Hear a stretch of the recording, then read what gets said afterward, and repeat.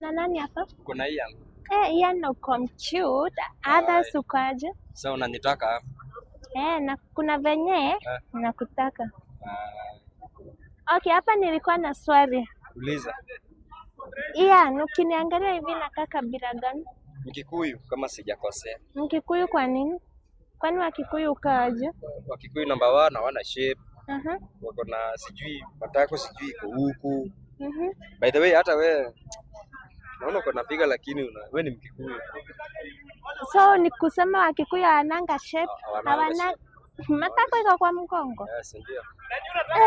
Sasa wewe unaweza date Mkikuyu? Yes, sasa huyo naenda naye. Tumenyana sisi tunataka mtu mwenye kuna shape.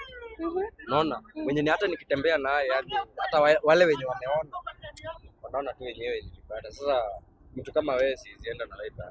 Kijana, kudate sio shape, kudate sio urembo, kudate ni tabia.